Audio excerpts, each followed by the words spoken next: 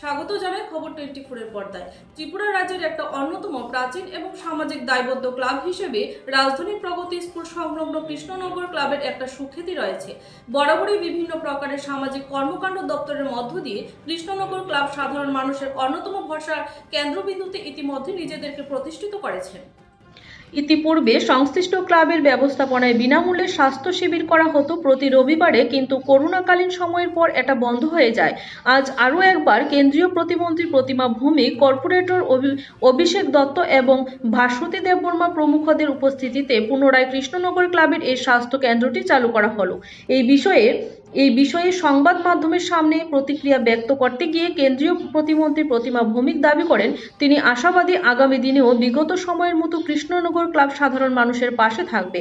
পাশাপাশি এদিন শ্রীমতী ভৌমিক দাবি করেন, কর্পোরেটর অভিষেক দত্তের বিশেষ অনুরোধে আগামী কিছুদিনের মধ্যে সংসদ উন্নয়ন তহবিলের টাকায় প্রগতি স্কুলের সামনে একটা জিম গড়ে তোলা হবে। একটা কমিটি গঠন হয়েছে, তার পরিপ্রেক্ষিতে আজকে আমাদের এই প্রথম অনুষ্ঠান। আমাদের বিগত দিনও এই হেলথ সেন্টারের উপলক্ষে আজকে আমাদের কেন্দ্রীয় মন্ত্রী শ্রী প্রতিমা ভৌমিক দ্বারা আমরা উদ্বোধন করেছি। এবং এই হেলথ সেন্টারটা আমাদের দীর্ঘদিনের ছিল, আমরা করোনার পিরিয়ডে এটাকে বদ্ধ হয়ে গিয়েছিল বিভিন্ন কারণে, সেটাকে আমরা আবার পুনরায় আজকে এটা ওপেন করেছি। এখানে বিনামূল্যে আমাদের যে এরিয়া স্ল্যাম এরিয়া অনেক গরিব পয়সাগুলো সবাই এখানে সাহায্য নিয়ে আসেন ওষুধপত্র, এবং আমরা প্রতি মাসে 4টা সপ্তাহে আমরা ফ্রি ওষুধ স্যাম্পলিং করবো, এখানে ফ্রি দেবো। ডাক্তারদের দ্বারা সাহায্য নিয়ে আমরা এই পরিষেবাটাকে আবার পুনরায় চালু করবো। ওষুধও ফ্রি দেওয়া হবে, একদম বিনামূল্যে ওষুধ দেওয়া হবে প্রত্যেকটি পরিবার।